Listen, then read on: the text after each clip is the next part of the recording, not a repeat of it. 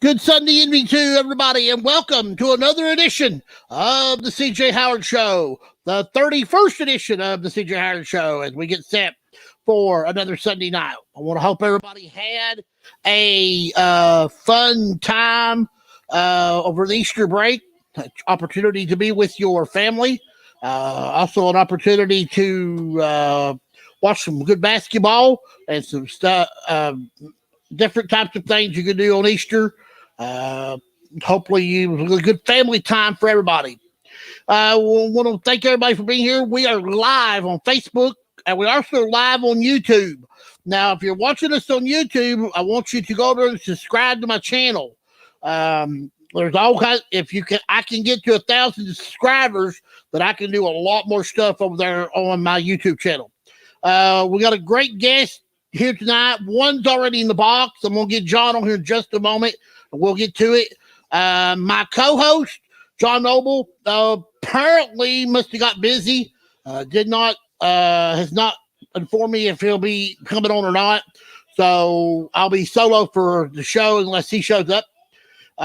John Henson's in the box. We're gonna bring him in just a second.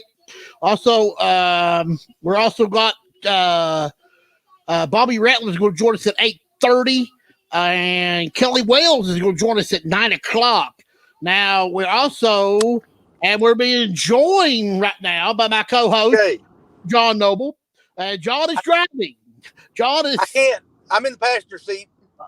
Okay, he's in the passenger seat. I can't hear you. Somebody driving, take good care of him. John, not going to be able to be on the show tonight, are you? CJ, it's all staticky. I can't make out what you're saying. Okay. Well, if you can get situated and you can come back to us, okay? I can't. It's staticky. Okay. He can't hear us. So I'm gonna go ahead and remove him. He gets better. We're gonna bring John in here. We'll get John Noble back, hopefully, when he can listen to us a little bit better. John's good to be with us tonight. This is John Henson from Harlan Kelly. He teaches at Harlan Kelly High School and does all kinds of things at Harlan Kelly. I saw a lot of John last week at boys tournament. I think there was also with you at the girls tournament too. No, just the boys. I could only get away 1 week unless had a team in it.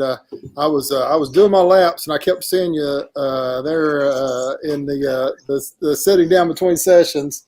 So I was just waving at you as I was going by. Yeah, you get a lot of. I guess they've cut your route off a lot now since they've redone Rupp Arena, because it used to be one good swoop around there. Now it's half a swoop. I guess I did a lot of laps to try to get in my time there between games. The only good thing about the sessions the way they were this year was that there was more time to do something like that if you wanted to. Had a hour and a half break really between games. Yeah, I noticed. Also, they did a really good job of getting the next game started. I thought when they emptied the gym out, they cleaned the arena, they got people right back in there quick as they could, and they started the next game. So they really kept it moving. But I'm a fan of the old format. Play 2 games, don't come back to 6 o'clock, because you get a chance to go out, eat some supper, get your mind fresh, and then come back and be ready for the evening session. But hopefully we'll get back to that next year. Yeah, I hope so. I always enjoyed that too. John, it was a lump-sided tournament on the boys' side. I don't think we had a game closer than 15 points. I might have had 10, but I don't ever remember a tournament being this lump-sided. No, I don't either. I only stayed through Friday, but I was thinking there was one 9-point game in there. But it just seemed like every game over the first 3 days was decided by the third quarter, or even earlier. Really, in some ways, it was pretty much over with. It was just an odd tournament. I'm glad that we got to play, but it was not what I'm used to, I guess, as far as covering a state tournament. I'm going to send a text to John. He's in the box. He cannot hear me. I'm just going to tell him when he gets settled in, he can go ahead and holler back at us. Holler back at us. Yeah, we'll get him. Hopefully, we'll get him in before the show ends. I watched some of the girls' tournament because I've been busy with baseball, but I did.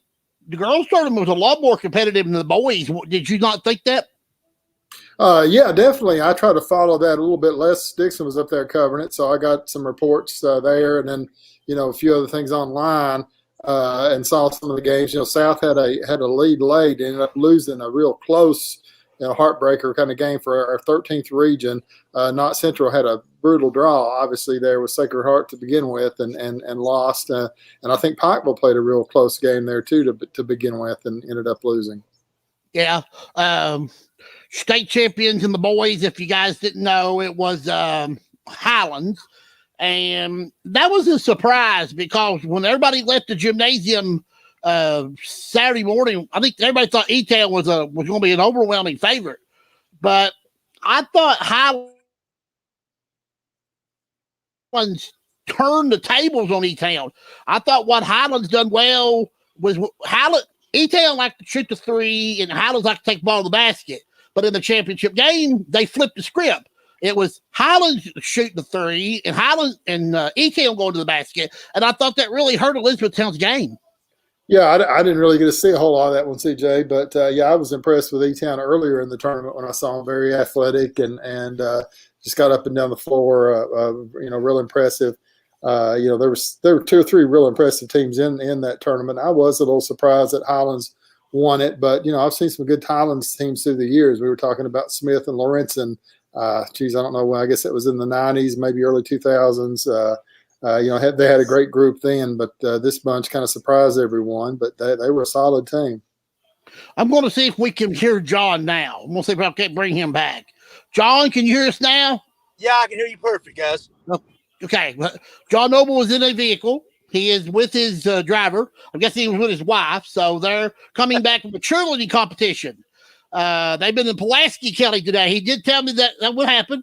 So I told, when he can get settled in and get to a place where he can hear us good, he can, we'll keep him right here. We'll see how long we can keep him. But yeah, CJ, ask me who the favorite is in the 14th region next year. Well, John Henson wants to know who's going to be the favorite in the 14th next year. I told you to ask me who the favorite in the 14th is. Oh, okay. I'm sorry. John, who's going to be John Henson? Who's going to be the favorite in the 14th next year? Breathitt County. Who's going to be the favorite 14th? Man, it is far too early. It's never too early. I can tell you a year ahead of time who's going to be the favorite. And when I saw Coach Noble was going to be here, I thought it's never too early to start putting a little pressure on a coach of a team. I was real impressed with Breathitt last year. I saw him play over at Harlan County, and I started looking at their roster, which I'm always keeping up with grades and all that. And I think, geez, these guys are all freshmen and sophomores. So that's my pick early. We'll see what the coaches think about it in June, but I couldn't help but think of that when I saw Coach Noble there. Yeah, it's always good. It's always good to give John the top nod early because that puts a lot of pressure on him, and then he sweats a little bit. We don't want him sweating, so we try not to say that because too much pressure on John Noble is not good. We want to keep him calm, cool, and collective. John, I need less pressure as possible. That's not how coaching works, though, and he knows that pretty well. And been around as long as he is. It's not Buckhorn anymore. Breathitt kind of carries a little more pressure with it. He was always the lovable underdog there at Buckhorn, and ended up beating people a lot of times when people didn't think they would. Yeah, but John Noble's a man of the pressure. He can handle it, but he don't want to handle it early. He wants to handle it later. So it's okay with him. Yeah, absolutely. The pressure will be there in a few months. Let's hold off on it as long as we can. Yeah. Got a chance to watch Harlan County play baseball Friday. I'm sorry. They were at Leslie County. They got a pretty good looking baseball team. Talk about them a little bit. Well, you got to see them at a good time. They had lost 5 straight before that, though. Just to be fair and honest here, they had struggled a little bit. Of course, everyone's been off a year, so can't use that excuse. But that was a good win. I was following that one online, and now they've got 2 district games with Harlan coming up Monday and Tuesday. I think we'll know more about our district this week. I think Middlesboro and Bell County are playing too, but it's still so early, and I get it so wrapped up into basketball that it just takes me a while to kind of get myself acclimated back to baseball and softball. I've just seen a couple of games so far, but now we're into April. We'll turn it up a notch and be out to a lot of these baseball, softball games. I know I've been out this week, and it was a fun week. To see baseball, softball back out there, John, was exciting because the kids enjoy it. This is what these kids, they don't play basketball. They don't play football. This is their sport. I mean, and this is what they look forward to. And I think it's been so far so good. Yeah, it's just, we're talking about letting these kids stay back that are seniors or whatever grade this year. But the thing is, those kids last spring who missed the entire softball and baseball season, they're the ones that was, I think, hurt worse by the COVID, was that they lost their entire season. And, I work at Harlan County, so I'm very familiar with the situation there. And Harlan County probably had its best softball team that they've ever had in the 13 years of the school. A third baseman, a catcher, a first baseman, all seniors, just a loaded team. They're going to have the regional at Harlan County this year or last year. They're going to have it there this year now too. But they really had a chance to make their best run. And there's no do-overs for those kids. And I think they were hurt the worst by all this because, they lost their entire senior year, the ones who were seniors, and not going to get that back. And there's no avenue for them to repeat a grade because they're already graduated. So I just feel real bad for those baseball, softball kids, especially the seniors in the 2020 class who lost a year. Yeah, I know. Watching them play, you can tell they're having a lot of fun, and they're having more fun than they have been because they don't know. They just never know if they can lose it again. So I think they're taking advantage of it. So far, so good for everybody around the state. They've been enjoying themselves, really having a lot of fun. And I know you'll be keeping up with the Harlan County side and the Harlan Independent side because both them teams over there. I know some pretty decent baseball over there. So softball too. Yeah, so. A lot of history. The Harlan County side, Cumberland High School, won the region, I think 7 straight years in the 80s through the early 90s. So just a tremendous baseball history there in that part of Harlan County. And Kaywood and Harlan and Everett's all had some good teams too in the past before the merger. Harlan County made it to the finals in 2013, so they've had some pretty good baseball teams and, had a good run of softball there. They won 4 straight district championships, so still a pretty good team, and I think they'll make another run this year. Of course, Clay County had the dominant program the last couple of years, along with North and South Laurel, and those teams are still probably the favorite. But I wouldn't be surprised if the Harlan County girls put together another good season. I know that during the regional tournament, we found out you guys are going to have to hire a football coach. I know that was not coming. It was a surprise. Talk a little bit about that. What's going on behind there? Well, there's some things I'm not going to get into right now, and I am a little too close to the situation in some ways, but I do think that there probably going to be something come out of that. Maybe next week, some interviews and things. I've heard like 11 different applicants, and they're going to do some interviews. It was kind of a shock. Coach Creech had been the coach there 5-6 years and had some really good teams, and kind of came out of nowhere a couple of weeks ago. He told me in the lunchroom one day, we were just cleaning up there at lunch, and I had no idea that was about to happen. So that has been the talk the last couple of weeks, and I think hopefully we'll know something here in the next week. Are they wanting to go like as a veteran coach, somebody that's got experience, or a rookie? Well, I don't know if you ever say you're going to go for a rookie to begin with. I think probably this time around, Coach Creech was kind of a rookie, I guess. He'd been an assistant coach there, but he's very well known among the players at the time, and very popular, former Cumberland High School athlete. So I thought that was a different circumstance, but I imagine the next coach will be someone with some experience. I can't swear to that. I don't have a vote in it or a say or anything like that, of course. But I think it will be someone with some coaching experience. But it's still a little bit up in the air. I saw where Pineville needs a girls coach. What happened there? I had seen that, the girls basketball. Yes. Yeah. Well, Coach Mills kind of indicated. I was talking to him along with the Pineville sports writer after they lost in the regional tournament to Harlan County, and that he said someone else will be rebuilding because he kind of brought this team up himself over the last 6 or 7 years. The same girls have been playing really the last 3 or 4 years, Caldwell and King especially, and they've had probably 2 of the best years they've ever had at Pineville the last 2 seasons. I think last time they won a regional tournament game was 1984. So that kind of shows you how long it's been since they'd really been a factor in the region, and they were a factor this season. They won the All-A championship.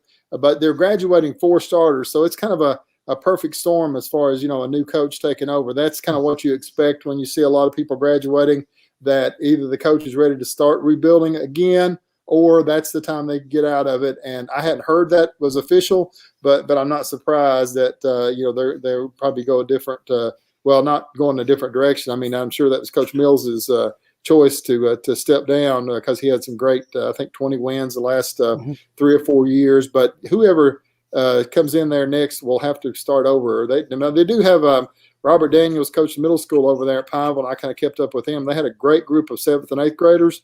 But no matter how good you are at that level, unless you're North or South Florida, you're going to have a hard time competing on the regional level with a bunch of 8th graders and 9th graders. Of course, North and South have done that the last few years. They have some older ones mixed in, but they've had a lot of success with younger players. But generally, that's really tough to compete on the regional level. I think Pineville will drop off some next year. They were ranked as high as 4th or 5th in the region this year, which is pretty unusual for a small Class A school.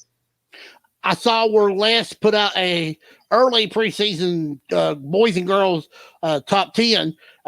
He had Knox Central won more for the boys, 1 North 2. Now I think if they're I think they're thinking maybe the Turner boy will take advantage of the new rule, the comeback senior rule, if you're not your age rule.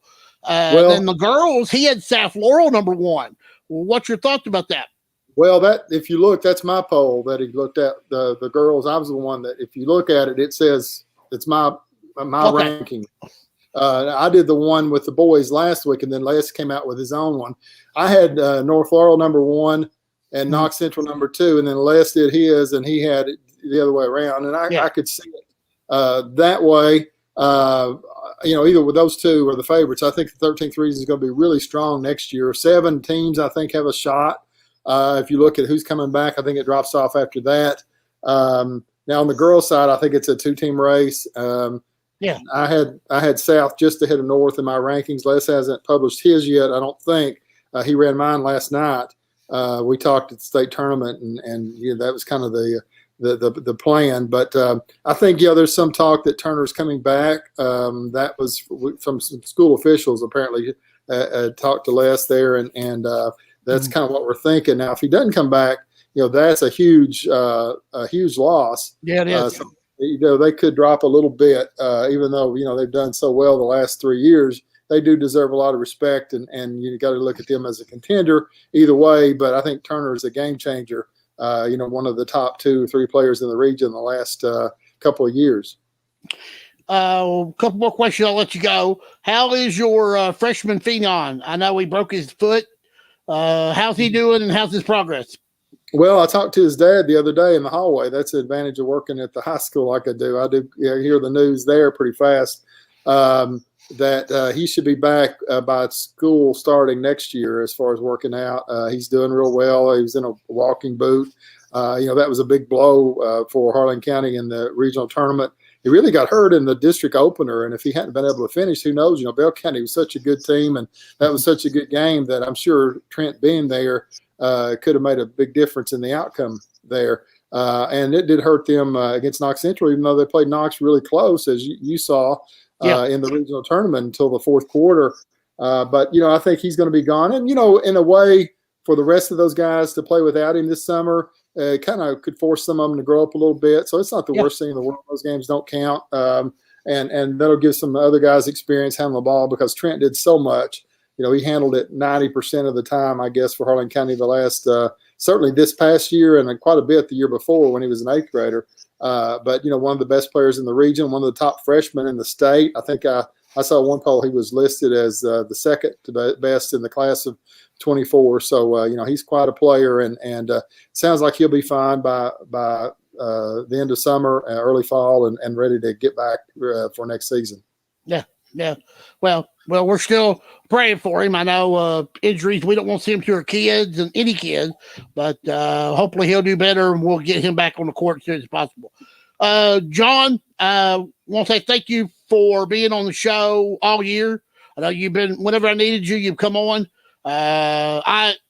You'll be back with me next year, right? Come back on here. We'll talk early season football. I'm excited about football. I think it's going to be a big year over there in your area. Yeah, I'm always ready to talk sports. You saw just a few minutes ago with Coach Noble, I'm ready to talk basketball again for next year. So, it's never too early. But we'll be getting into some workouts in the football here soon, and looking forward to that. And of course, we still got all the baseball and softball, and then summer basketball and all that. So it never stops, and that's the way I like it. Well, I will probably run into you somewhere at a baseball field or something. So if I don't run into you, I'll say you have a good summer, and I will holler at you at the start of the football season, and we'll chat football. Sounds good. Good to see you, CJ. All right. Thank you, John. Always good to see you. John Henson from Harlan County. The Harlan County works at the school there and does all the Harlan County sports. If you need to know it, you go with him. He'll give you the top knowledge, what you need to know there.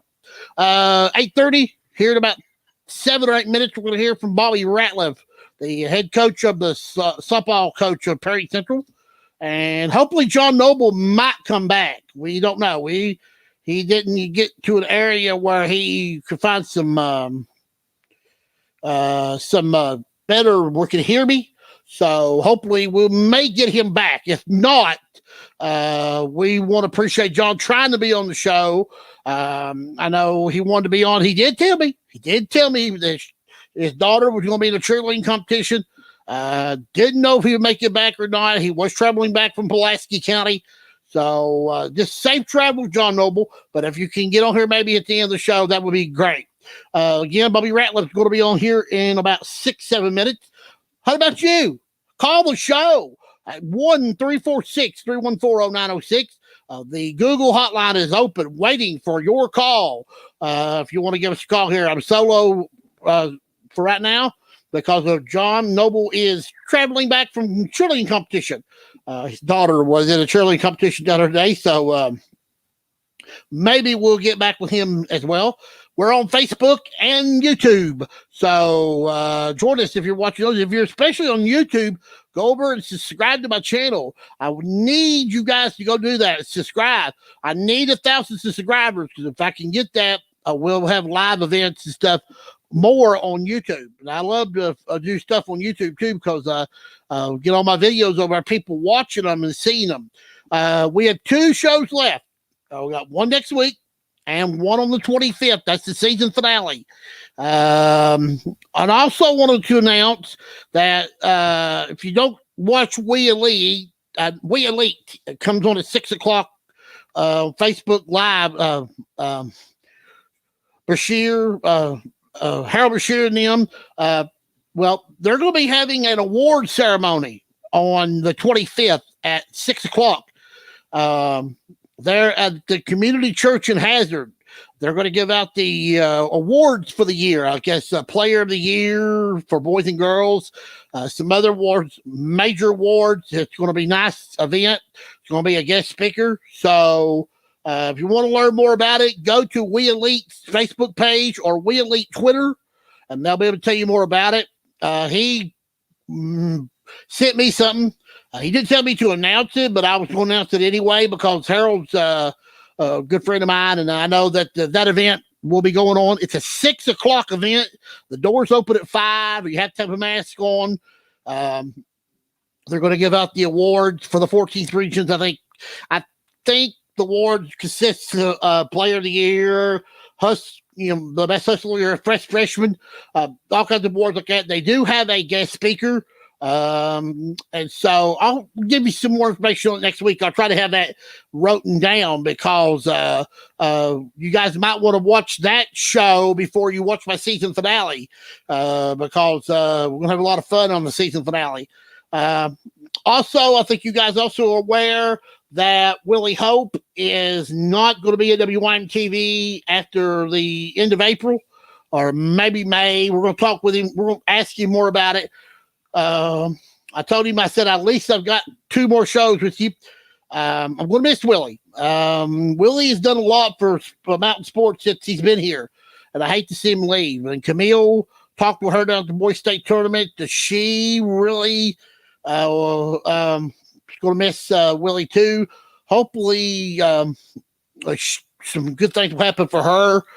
We were supposed to have Neil Middleton on the show tonight, but Neil, won't you give your prayers out for him? His granny's been sick.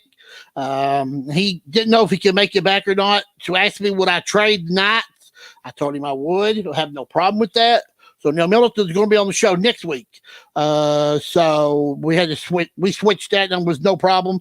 I do anything for Mr. Middleton, and I told him our prayers are with him and his family as his granny comes. I think she's still in the hospital, but she's doing a little bit better. So give your prayers to them. We're going to hear from Bobby Ratliff here in about 4 minutes as we get set. His Commodores playing already softball, baseball 2 weeks in. He is 6-1. Yeah, 6-1. His only loss coming to Estill County, 11-1. But early in the year, we've always seen by tournament time, you can pick the pieces up. He's got some good wins already. He's got a win over Leslie County. He's got a win over Clay County. Clay County really beat them 13-0. Went over Letcher Central. So Prairie Central got a strong softball team. We're going to talk with him about his softball and his spending his time with Coach McEllarts on the basketball sidelines there. I know he's done a lot he's helping her the last couple of years, and see how much fun that was there. Again, if you didn't hear yesterday, Sacred Heart is your girls state champions. They won over Marshall County. Final score was 49-47. Now, they had some controversy in that game. None called foul. We've seen the video of it on Twitter and some other places. I'm not going to give my opinion of it, but it was a good game. Championship game, a lot more closer to the boys because Highlands won the boys, and Highlands ended up winning it 75-60. And Highlands hit 12 3-pointers in that championship win, hit 9 in the first half. So they did a really good job. Also, I want to remind everybody, too, if you do hear these gas and the internet's not really strong, please bear with me. I know when we was talking with John there, he was in and out. My internet, I told you it does that thing where it don't sometimes don't work as well. So we'll see how that goes as well. Again, you will call the show. The number's on the screen, 1-346-314-0906. You can call the show anytime you want to.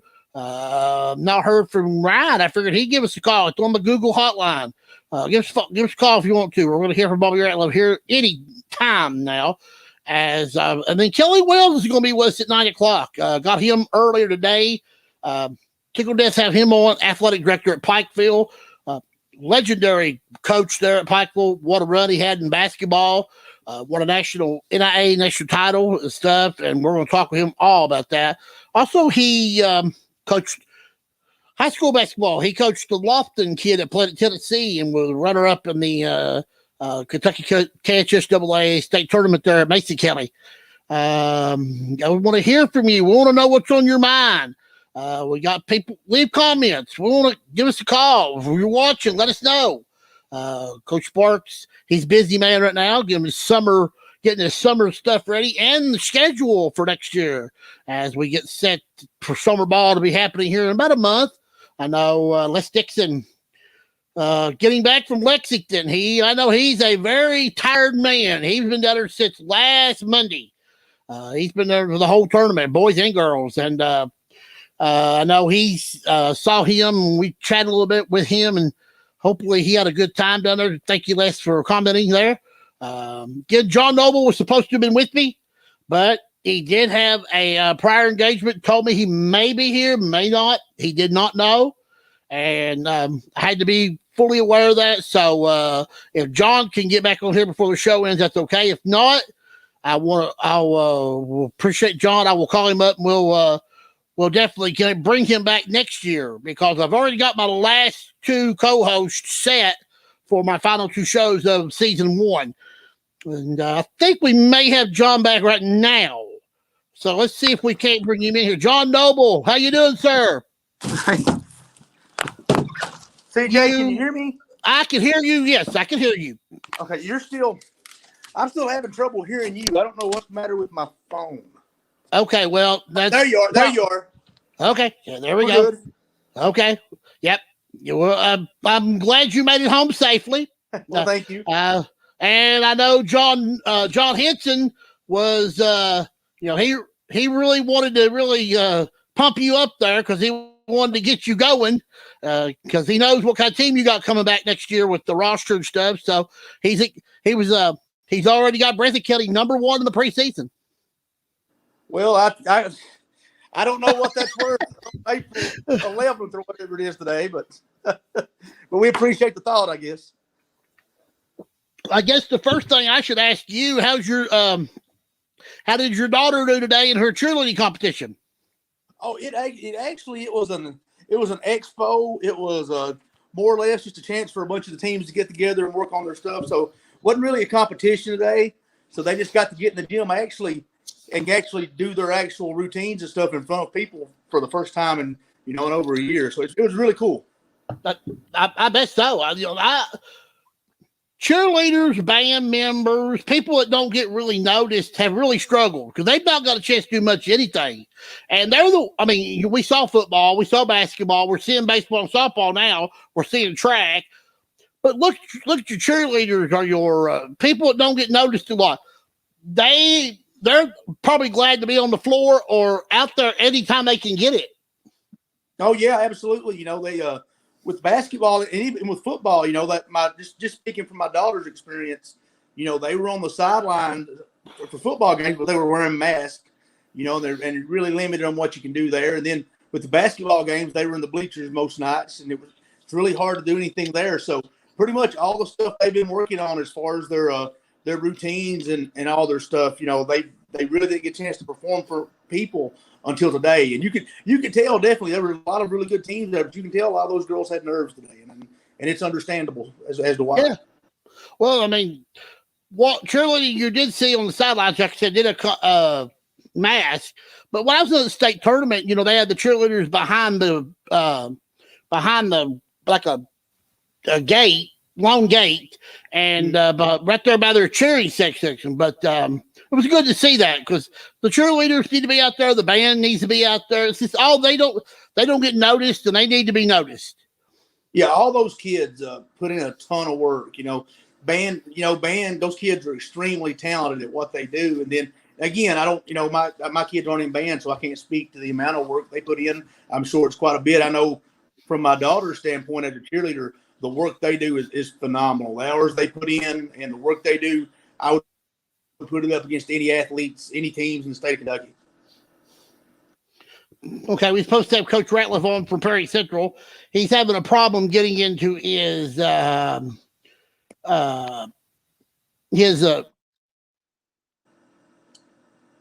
invite, so I'm gonna have to walk him through. So, John, you just talk a little bit there. Let me give you a subject to talk about. Let's talk about baseball, softball. What have you got to see, and how do you think the kids are reacting? At this point, I've not really had a chance to go out and watch any games. To be honest, I know speaking for our standpoint at Breathitt, we've got what we feel like is a pretty good team. Got a good mix of youth and experience as well. And Coach Hamilton and his staff's been working really hard. Like I said, putting in a lot of work, but they're getting ready. I think they played the first round of the All-A, I think yesterday, getting ready to move on to the second round. Big expectations there for those guys. So, other than that, I've not really got out and I had a chance to see a lot of teams. Yeah, I know. If I understand this correctly, Leslie County plays Owsley tomorrow on the All-A. Then somebody plays, Knox County plays Tuesday. Is the semifinals Wednesday? Is that right? Is that what they're telling me? At Hazard. I would have to look, to be honest with you. I think that does sound right, though. Yeah, I'm thinking if Leslie County beats Owsley, they play Breathitt. And if Hazard not win, they play each other. So I think that's correct. I think that's what it is. Okay, I would have to look, to be honest with you. Yeah. I'm trying to help Bobby here. He should be able to click.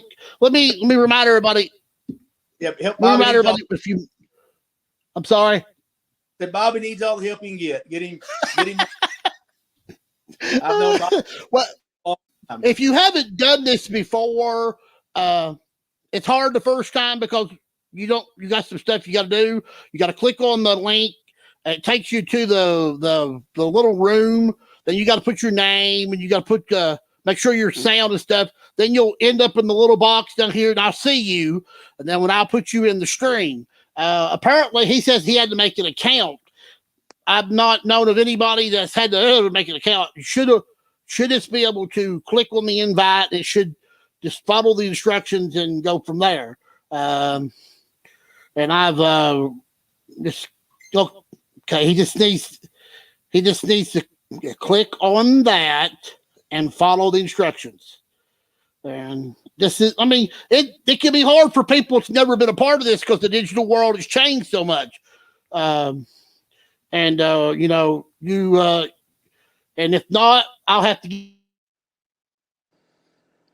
give Bobby the phone number. He can call us, actually, because the phone line is working. And the phone line number is 1-346-314-0906. If you want to give us a call. And if Bobby can't get through here, I will go ahead and send him the phone number so we can get him at least on the phone. So, but John, I know summer ball's right around the corner. I know you've been getting your schedule together. You've been getting your summer schedule together. Let's first talk about your summer schedule. What are you looking at? What are you doing? What camps? What are you looking at? What can you do right now? What are they allowing them to do? So let's talk about that first. The first thing we're going to do is we're going to start back this week with just weightlifting and conditioning stuff, trying to get ready, maybe hopefully move to individual work here before long. And of course, that'll take us into summer. And for summer, for us, we're just going to try to get as much in as we can. We've got several camps lined up already. We're going to host a couple of days at Breathitt. We're going to try to get these kids on the college campus maybe a couple times to play in some college camps, maybe be seen by some coaches. We're going to go to the KBC in Lexington. Apparently, I think they've got a brand new facility they're moving into, so we're going to go play in that. The Mac Miller and Lofton tournament, it's I think June 10 through 14. We're going to be there, and then we're going to go to the NCAA. There's an NCAA event that's either going to be in Ashland or at Collins High School, and we're going to take our guys out to that. And I think we're scheduled to finish up somewhere, maybe in a tournament at Williamsburg. So we're definitely going to be pretty busy in June. Okay, I'll tell you what. Let's see. Call this. He showed me where it said error. So we'll just try to get him on the phone. So John Noble is talking while I'm doing this because 0906. Call this number. We'll get him to call this number and we'll see how that works because I should be able to hear on the Google hotline. I'll have to explain to Bobby that first time that's happened. Maybe he didn't have. I do know you got to have Safari. Is that right? Or you got to have. Yeah. So, yes. There's our phone line. Let's see what we got here. All right. Go ahead, caller. You're on the CJ Howard Show. Go ahead, caller. We are doing well, Bobby. How you doing this afternoon or this evening? I'm doing well, buddy. I had a little trouble getting into the broadcast. What? Broke my phone or what? Well, if your phone don't have Safari, then you was not going to be able to get in there because you got to use Safari to be able to get into the invite. Oh, that's probably what it is then. So we've got you on the phone line. So it's good to have you here, Coach. You've been off to a blistering start so far, up 6-1. Some great wins. Let's talk about your team a little bit because you're excited about them. You should be. They're playing some great softball against some good teams. Yeah, they've sure been working hard and starting to show a little bit on the scoreboard. We took a tough loss against Estill County, but we bounced back since then with a couple of good wins. Had a real good game at my field on Friday against McGoffin County. We were down 5-1 in the, the 5th inning. We scored 1 in the 5th, 2 in the 6th, and 2 in the 7th to pull out a win. It was a good win. Only have a couple of seniors, so we're still really, really young, even with what we have. And they've just been working really, really hard. And like I said, it's showing on the scoreboard right now. How's it feel to be back on the field? I know your kids love it, and I know you coaches love it. Is it a different type of feeling now than it was before? It really is. The kids seem to take it, before all of us took everything for granted. Every year you played ball from this time to this time, and then when you had a season ripped out from under you like they had, it's made this year even more special. They seem to want to work harder. They want to work every day they can. They don't like taking days off because, we've all discussed that you never know what tomorrow's going to hold with all this. And they just, their faces light up every time they're on the field. Yeah, I've been with Leslie County's baseball team, and we hit the ball, but the one thing, they're having fun and they're getting better, and then that's what's important. They got to improve every day. Every day they come out there. Absolutely, they do. They have to step on that field and just show everybody how hard they've worked. And it's a game, and we got to have fun. And when you get to play this game this year, like we just discussed on having the last year ripped out from under you, it just seems more special. Every time you take the field, they're just, I don't know. When you have something that's gone for a year and there's nothing you can do about it, when you finally get back on the field, they just, like I said, they kind of glow. They're just so happy to be there. I've noticed the attitude of the kids are a lot better too, because they seem to know that at the drop of a dime, they could be sitting at the house again with nothing to do. Absolutely, and that's one thing we talk about all the time is, I want them to live their lives. I want them to enjoy their high school years because they go by in the blink of an eye, but they also know that they have to take responsibility for the choices that they make away from the field, because all it takes is one kid contracting the COVID-19, and then that puts a damper on the rest of the team, and you could lose 3 weeks of the season.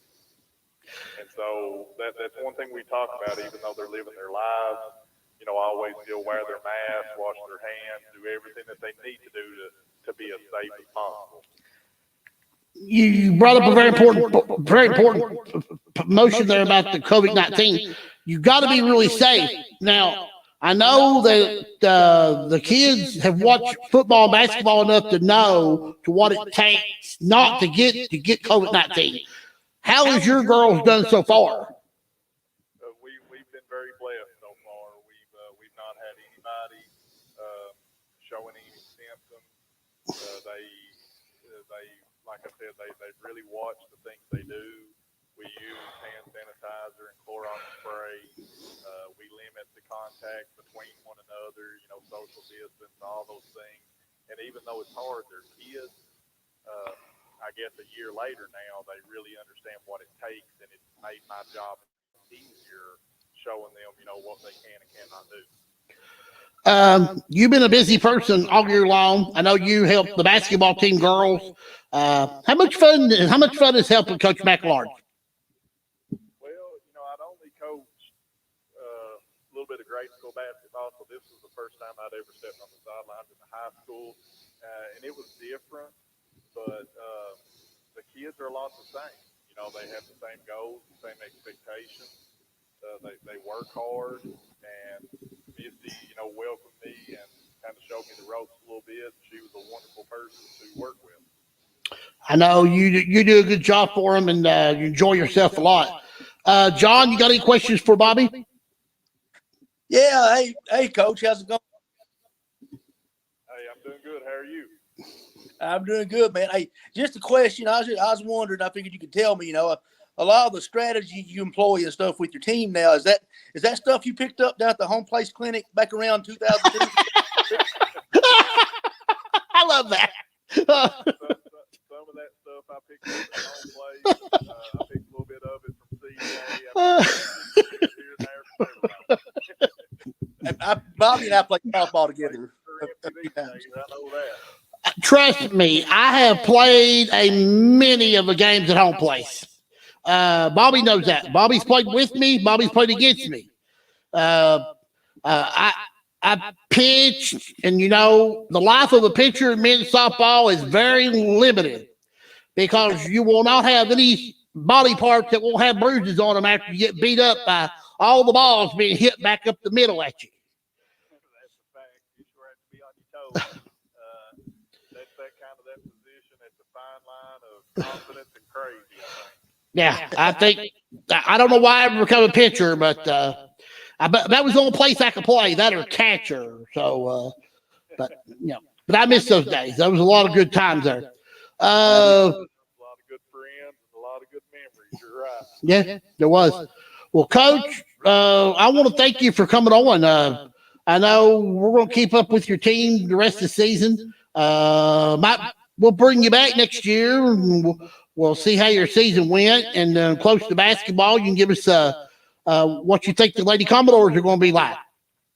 Okay, I sure appreciate it. Thank you all very much for having me. All right, no problem. Bobby Ratliff, the head softball coach of the Perry County Central Commodores, on the Google hotline there. So I want to appreciate Bobby calling. Me, CJ Howard, John Noble with you tonight for one of the two final shows of season 1 of the CJ Howard Show. Next week, we'll be with you. I can already tell you my co-host for next week. It's going to be John Bentley. I got something I'm going to say in just a moment. John Bentley will be with me. And Tanner Hesterberg is going to be my final co-host of the year in my season finale. But I want to say that John Bentley and John Noble on the Bluegrass Sports Network championship game was one of the best play-by-play color games called in the history of sports. I'm not saying because you're here, John. And I'll tell John Bentley next week, too. You guys were phenomenal in your insight. And I think more radio stations should do this. Honestly, seriously, bring in coaches that can give that insight, because you and John Bentley did phenomenal. And I listened to every bit of it. Well, I appreciate it. And I know Coach Bentley does. Bradley Charles had done the play-by-play on that. And Bradley is a tremendous young play-by-play announcer down here in Bradley Wolf. And he does a super job. And, we just appreciated the opportunity being on it. We would much rather have been on the sidelines. Oh, yeah. Yeah, no. I know you'd rather been playing. But I thought it brought a new insight to the game that maybe some people don't know or don't understand. Yeah, it's especially when you're doing that and you're calling teams that you've played, and like with Knott County, we just played them a couple of days before that, so all their stuff and everything was just fresh on my mind. So it made it pretty easy to, and of course with Coach Harlan and Hazard, the team and the programs he's always had. I've been a fan as well as a rival of Coach Harlan's for years, so. John and I both, we're familiar with those teams, and I think that kind of gives us a little bit of an advantage as far as being able to do that. Yeah, well, I know that was phenomenal. I listened to it, and I couldn't stop listening. It was like I was switching back and forth between Harold and Nathan, and then listening to you guys. And nothing against Harold and Nathan, they're good, but you guys were great because you just brought a different insight to the game that I thought was phenomenal. Yeah, well, again, I appreciate that. And like I said, a lot of it, I think, just comes from playing those teams. And, when you scout, we scout Knott County. I couldn't tell you how much film and how many hours, I spent breaking that stuff down. So to be able to present that knowledge in that different area, is really fun. And it was, like I said, it was also, pretty good advantage to have when you're doing play-by-play, color commentary, as it will be. Yeah. I don't know if you know the answer to this, but I've heard this rumor that the possibility that you guys and Perry Central could host a region again because of revenue share, some revenue thing. Can you tell me about that? Right now, the only thing I know is that back a month or so ago, the KHSAA, due to all the COVID restrictions, with our regional tournament, we were restricted to 25% capacity, which was, on paper around 1,000 people. But due to that, that loss of revenue, the KHSAA made the recommendation that, and it's not, again, it's just a recommendation. It's not a or anything like that. They made the recommendation that policy boards consider allowing the same schools to host the region again next year. Yeah, I've heard that. I had saw Misty on Wednesday, and she said she hadn't heard anything about it yet. So she was waiting for who's ever going to make the decision. So you're telling me this is a policy board meeting? I mean, it comes within the policy of of the 14th region? That's my understanding. It's going to be a decision. It's going to be based to each policy board within each region. And our policy board should have a meeting coming up here in the next couple of weeks, I would imagine. Coach Kyle Moore is our athletic director, so he's more hands-on with that stuff than I am. But my understanding is it's going to be a policy board decision. No. I've also heard that baseball, softball tournaments are going to be from last year's host.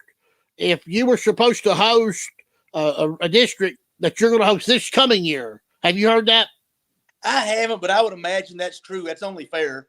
The kids have already missed out on so much, and I haven't heard that, but I would imagine that's probably true because that's really the fairest way to do it. Yeah. I know you guys earlier at the state tournament, we saw you guys give your players of the year and your coaches of the year. Give a little insight how that is determined, because some people don't know how you guys do that through the association. Okay, sure. I'm with the 14th Region Coaches Association. We started that. Kevin Spurlock actually started that back. He and I came into the region together. He was at Hazard and I was at Buckhorn. We came together at the same time, and it was something Kevin had been a part of in another region, so he brought that over, and when we kind of did it from there. And when Kevin left, I took it for a while, then I turned it over, and then I took it back and had some other people helping me. But what we do is we do a preseason ballot and a postseason ballot, and with our postseason ballots, we do them the same way. Yeah. Each coach, boy and girl head coach in the region, votes who they feel to be the top 12 players in the region. They number them 1 through 12, and then they'll give their choice for coach of the year. Mm-hmm. And then total them up, and the first place vote is worth 12 points, and then second's 11, third 10, so on and so forth. And then once we total them up, the highest point total is the player of the year, and then the next 11 or 12, or sometimes there's a tie somewhere in there. So those next 11, 12 kids, those are I guess you'd call them the all region team. Mm-hmm. Is there two different things in the state because I've seen one place where there'll be a coach of the year here, the coach of the year here, but they're not the same coach. One region and one thing may have this coach and this coach and this one. What is there two different types of picking the coach of the year and player of the year? Well, I think the two big ones for me, anyways, just speaking from my experience, the KABC awards, which Okay, are that's what I was talking about. Your KBA, yeah.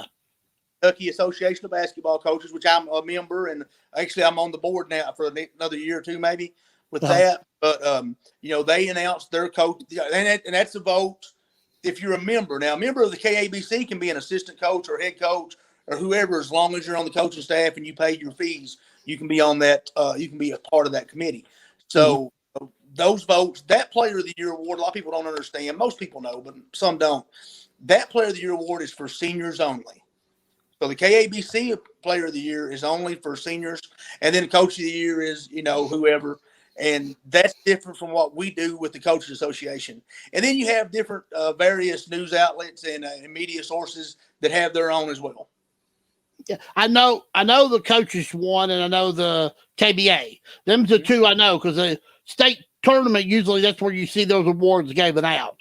So I just I need to be familiarized with that a little bit, because I've seen it for years and years, but I didn't know how that was voted on and stuff like that. You mentioned your summer work. Do that again, please, because Coach Bowling was calling, and Coach Ratliff was calling, and I don't think we heard all of your summer schedule. Oh, sure. I don't know the whole schedule right offhand. We really pick up playing in June.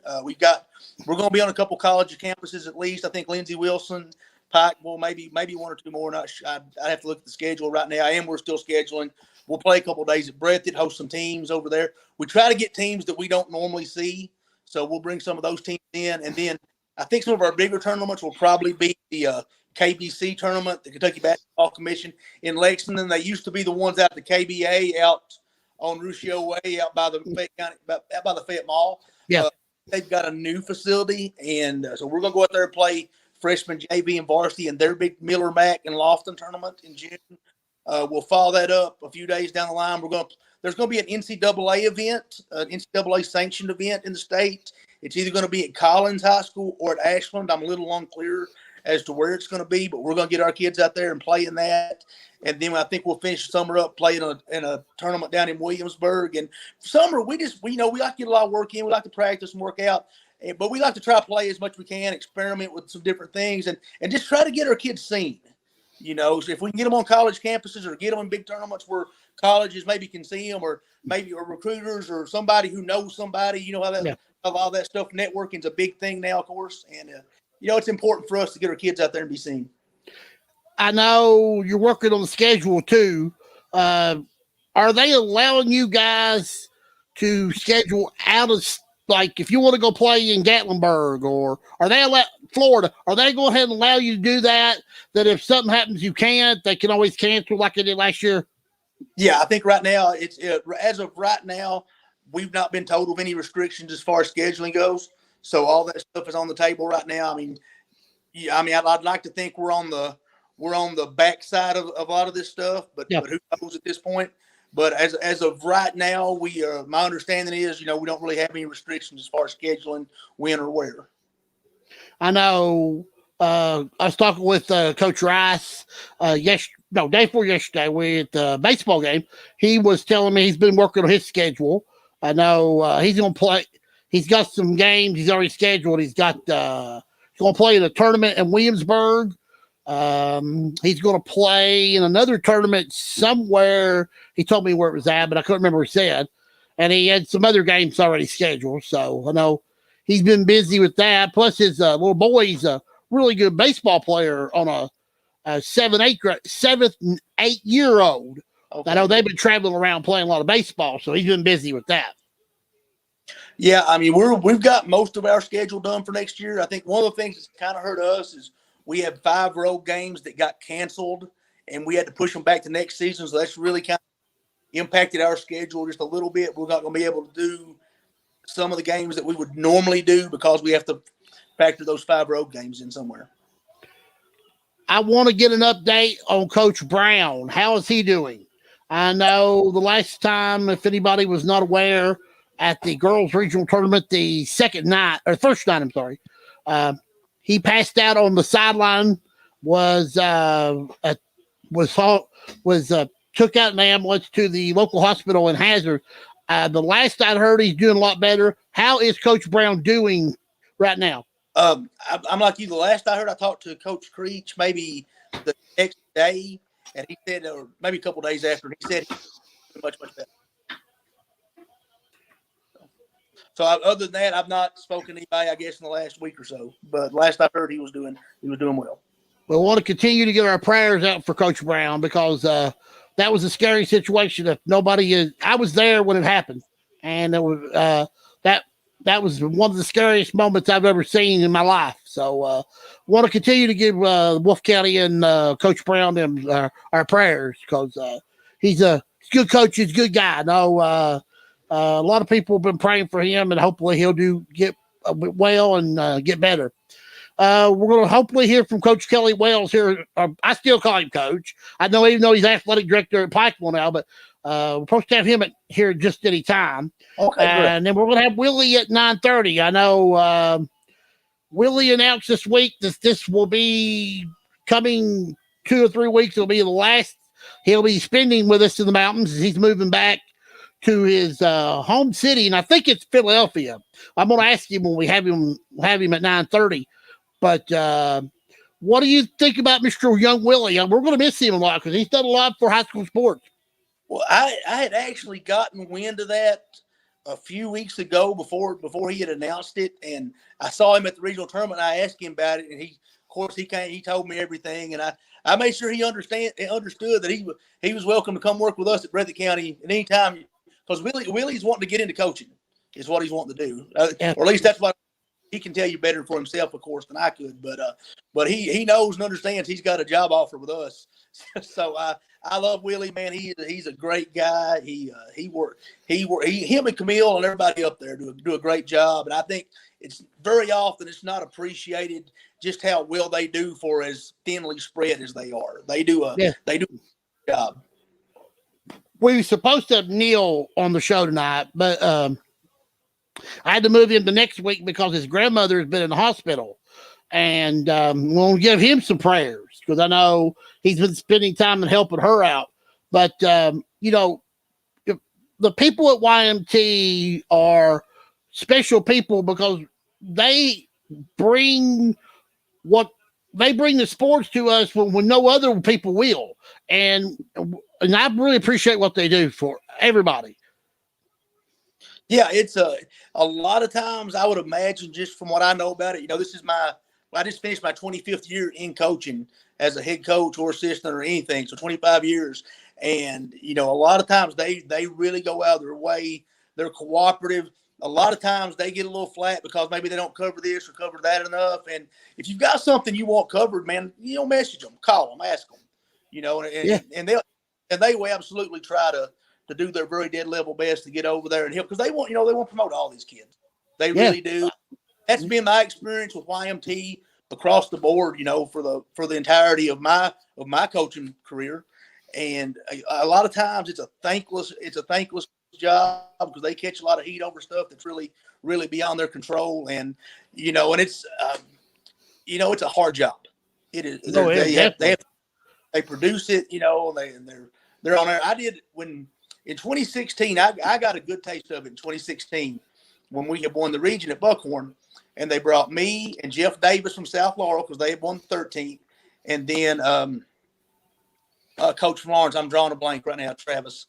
I'm drawing a blank right now, but we had went up there and done the show, and they had us do commentary, so we were on camera having to read off the teleprompter and present the news, and it was hard. I remember that show. I remember that. I watched that episode because I said, this is awfully cool. You got the coaches doing sports overtime tonight. I said, this is awesome. I said, I forgot to mention that to Jeff when I've had him on here this year. I'll have to mention that to him next year because I forgot that. I remember that. That was a fun episode.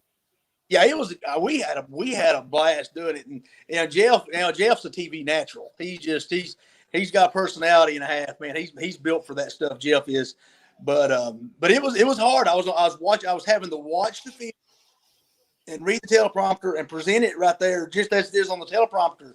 And man, I was all over the place. It was hard. I don't know what they get paid up there. It needs to be more. I know. If I had to read from a teleprompter, I think I'd be in trouble because sometimes I don't know what I'm going to say just when it comes out of my mouth. So telling what I would say, what's on the teleprompter, but I was noticing somewhere there's an app that you can do that. You can put stuff in there. You can read from it. So it'd be a good practice. I know you guys did a good job at night. This past season, I know we didn't really. Give me a grade of what you thought the season was about, because I know with COVID and this and that. Tell me, was it satisfaction? Was it okay? Was it just fun to be there? Was it okay to be there? What was your thoughts of the season? I know with everything going on. That's a hard question for me, mainly because if I'm being honest, we had one of our key guys get COVID right before the postseason and was not able to. We were without one of our key guys for the postseason, so that was hard on us and hard on him and his family and everybody in our community. That was hard on everybody. But as far as if we're talking about just in terms of the KHSAA and the things they did to allow us to have a season, I think you have to give it an A. We didn't know. I think we got 23 games in, counting the postseason, and we didn't know when this thing started. I thought we'd be lucky to get 5 to 10, to be honest with you. But it took a lot of work and a lot of cooperation from KHSAA, and our administration did a tremendous job, and our coaches and the kids and the families. Those kids and families have to be commended on the sacrifices they made. A lot of our kids like to go out and do things. They didn't get to go out and do those because they were more concerned. And of course, I was the same way. We all had to sacrifice, but at the end of the day, I think you have to give it an A because it took a monumental effort and we pulled it off. Was it perfect? No, but there was absolutely no way it was going to be perfect. No, so I think no. everybody's concerned. I think it was. I thought the schools did a really good job of sanitizing and keeping the fans and the players safe. I think that sort of the beginning, you saw that there was a lot of spreading out. Then I think towards the end, there was more. I think we can narrow it down a little bit. Is that what you started seeing?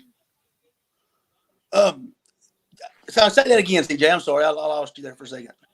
I was talking about how we started off with spreading, how the schools were doing such a great job taking care of sanitizing and then towards the end, it was sort of, we squeezed it a little bit. What's your thoughts on that?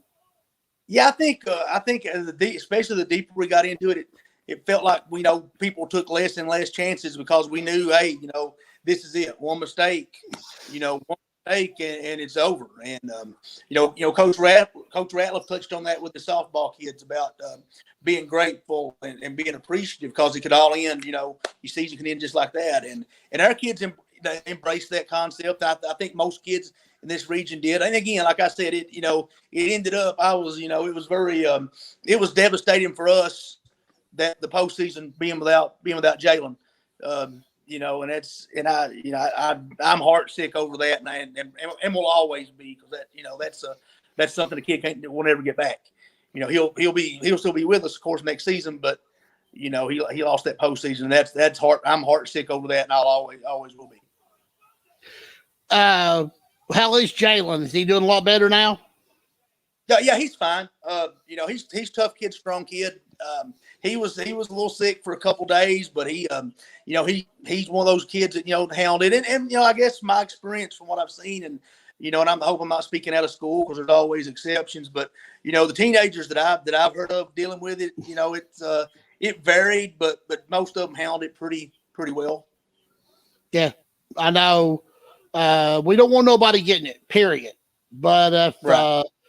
Especially because if some of the side effects can put you in the hospital. We don't want that at all. But we pray for anybody that's had it. We pray for anybody that's in the hospital because it's just a sad situation. But I will say one thing before we get Coach Wales on here. I know that we've come a long way, and I think we're almost downhill. Yeah, I mean, I said earlier, I think hopefully we're on the backside of this thing. Nobody knows anything for certain. The only thing for certain is that Kelly Wills is the absolute GOAT.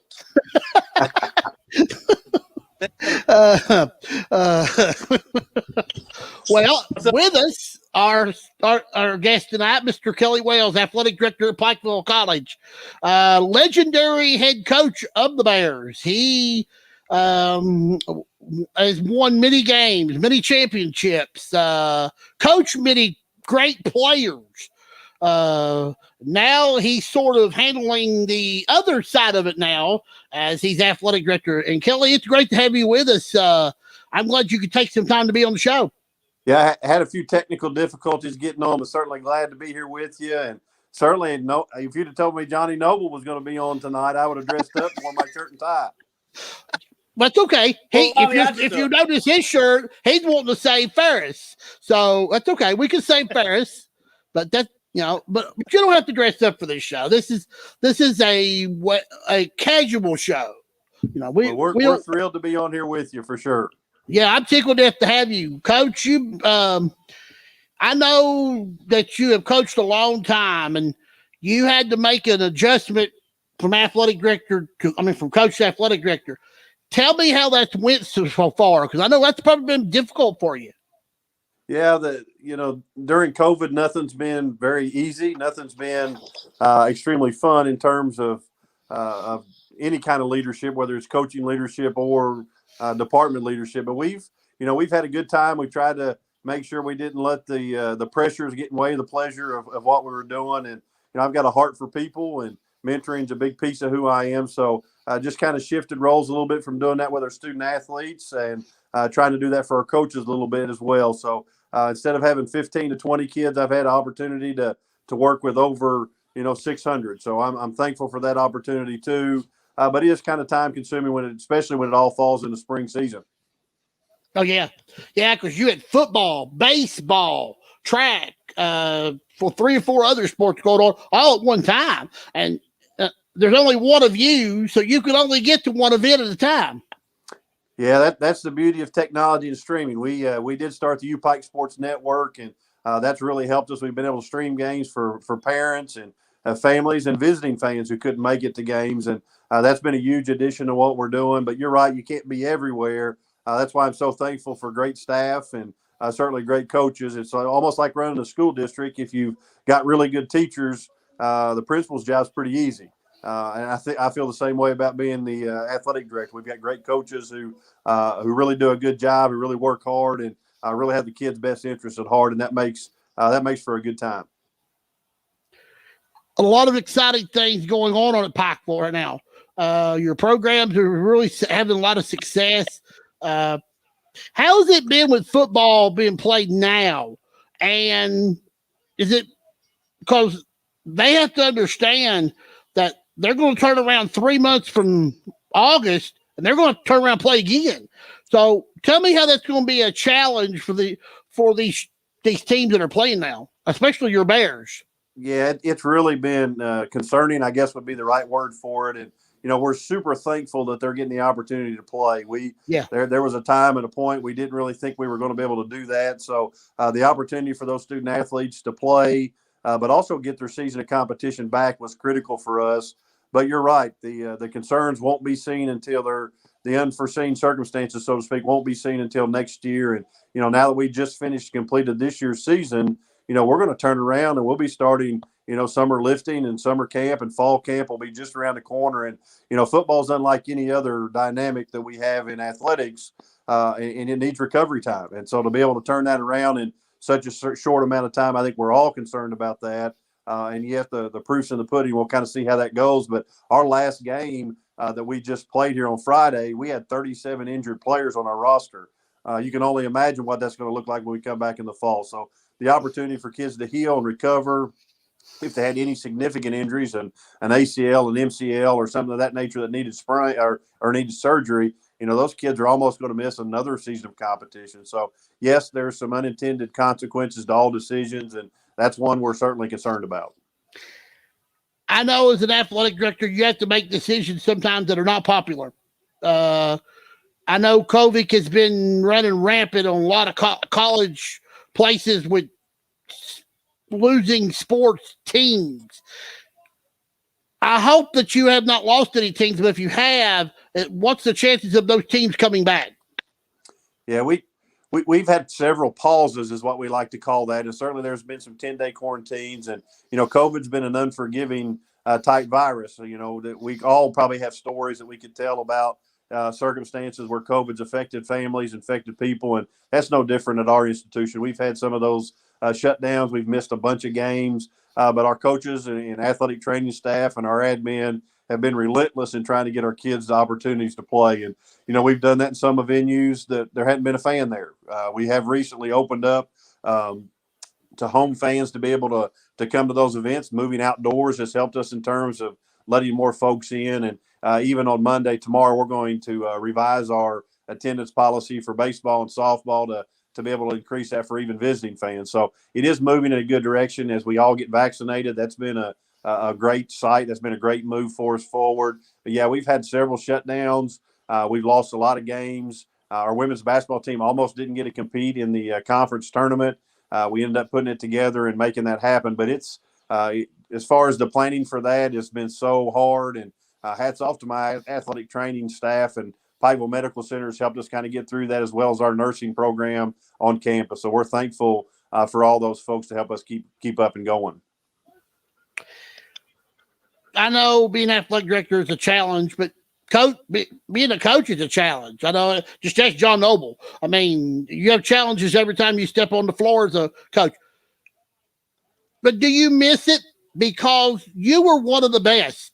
I mean, you knew how to get the best out of your kids, and you were impressed. Sometimes you just were so impressive that I thought you got more out of your kids than what you thought you could. And that's just because of you doing such a great coaching job. Tell me, do you miss it? Yeah, CJ, there's no question. I mean, once you're a coach for eternal time. I mean, that's just who we are. I miss every piece of coaching, but I'll tell you the one piece I don't miss is worrying about winning and losing every second of the day. So when you go on vacation, you worry about it. When you go to eat dinner with your family, you worry about it. When you go to watch your kids' games, you worry about it. When you go to school, you worry about it. So, I don't miss that pressure of coaching, but certainly the relationships you have in the coaching fraternity, the relationships you have with your student athletes, you don't get those same kind of triumphant feelings when you have great success and watching your team do well and get a hold of a goal and really make it run and really perform at a high level. So I do miss all of those pieces, but I also get a lot of satisfaction from our coaches and our teams doing well. I tell you where I get the most satisfaction is on a Thursday, Saturday, not driving to Campbellsville or Lindsey Wilson and getting an opportunity to spend that time with my wife and my two kids. So we have a great time with that, and that's been super good for me. It's been a hard year for me personally. I lost both my parents in March, but I had an awesome opportunity to coach my son's 8th grade team. I've got to watch every one of my daughter's volleyball games, and I've even been able to support my wife as assistant principal at Pikeville to go to some of her events that we've never been able to do. So the good Lord's blessed us, and I'm certainly thankful for those opportunities. But yes, to answer your question, I do miss almost everything about coaching. A lot of people forget that you coached 2 years of high school, Mason County, and you took them to the finals. You had Chris Laughlin on your team. Talk about coaching him, because I thought he was one of the best players I've ever seen. Yeah, I can't disagree with that. I spent a lot of time in high school, and I'm always going to be a high school coach, and just happened to fall into college coaching as well. Coaching basketball is coaching basketball. You just added a shot clock up there, so there's not a whole lot of difference in the two of those. And building relationships where it's at. So Chris and I still talk quite often, and that team was special. There were things that I looked super genius about by just getting that ball to number 4 and saying, you go, and things worked out really well. But he was even a better person than he was a player, and he was a great player. He was an All-American. So that's been for me. When you do something well and you do it with people that do it the right way, you really get an opportunity to enjoy that. So I've been able to enjoy that for years, and certainly will continue to to brag on him and his teammates. He had great teammates there, and I'd like to take credit for that in the coaching part. But there's some things that just work out despite coaching, and that group certainly was one of those crews. Yeah, I remember watching that game. I remember watching your team down there that year. That was an exciting state tournament, and Chris was a great player as well. John, do you have any questions for Mr. Kelly? Yeah, just real quick. I mean, Coach Wells is tremendous. I've always been a fan. He knows that. I've sat in on his practices. He's let me come times and watch his practices, and the way he's always been able to relate to his players that I saw, I was always impressed by that. You know, people don't understand. Sometimes they think getting in the kid's ear and just chewing on him, and it's not that way. You have to have a relationship. Coach mentioned that. You know, you have to have a relationship with kids, and he always had that, and I always admired that when I was watching practice. But I know moving on from coaching to athletic director, I would imagine it was a little easier to move on because you have a lot. I know you have a lot of confidence in Coach Compton. For our people listening that may not be as familiar with him, what would you say about him? I think it's important for our community. I'm a basketball guy, so I think it's important for people in our community to understand a little bit about who he is, because you guys are, you're one of us. Yeah. Well, I appreciate you saying that. The relationships are what it's about. It's at every level. My coaching staff all the way through ever since I've been coaching hasn't just been colleagues of mine. They've been friends of mine. We hung out. We go on trips together. Our families are close. So to be able to have an opportunity to have Ty Compton move into that head coaching position, he literally has served every role on our campus. He came in as a JV player, moved into a student assistant, to a graduate assistant, to a full-time assistant, to the associate head coach, and then eventually here just recently into the head coaching position. So if I were to draw out exactly what I would want to take over a program that I cherish and love so much, Ty is the guy to do that. And certainly he's proven worth, and they had a great year this year, overcoming a lot of obstacles. I left him in about as bad a situation probably as you could. He had to sign 13 players this year during a COVID year that I wouldn't let him go out on the road to recruit. So shame on me for putting him in that position. But I also have the ultimate faith in him, and I know that he's going to be resilient. And his team was. If we would have had our non-conference games this year, there's no doubt to me he would have finished in the top 3 in our league. And we just crippled him a little bit with that kind of stuff. But he's going to do great. He's going to recruit the areas from Grundy, Virginia. He knows this area very well, and his staff is super strong. He's got Evan Faulkner as his head assistant. He's got Sid Christ as his next assistant. So he's got a great group that knows this area, and certainly will recruit all of our student athletes around, and we'll reach out. He'll be an ambassador for the university, but also for a region, and he'll be there to do camps. He'll be there to do whatever is needed in terms of that, because he'll be the face, he'll be the front porch of our university, just like all our sports are. Yeah. Anything else you want to ask you, John?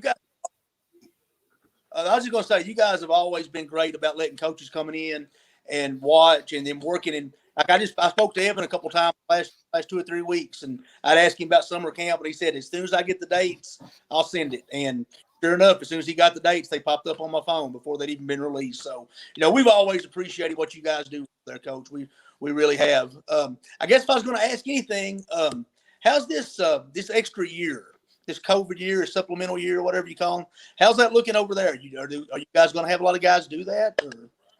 Yeah, it's definitely going to be. It's going to be an interesting situation. I think everybody's still trying to fine tune those details, just like high schools, or I call it the 13th year in high school. We're all trying to figure out what that's going to look like, and we're no different. I mean, we've got a lot of kids that, and it's not going to affect us just this year, guys. It's going to affect us, the next 4 or 5 years, because that's going to roll over to the next generation, and a lot of the freshmen coming in are going to see a little different look. So it will impact. The smaller college level, a lot of kids are ready to move on to their profession, whether it's teaching, whether it's in the coaching, med school, things of that nature. So we will see a lot of that in terms of moving forward. But yeah, it will impact our rosters. We will have student athletes that will want to matriculate in from undergraduate to graduate school.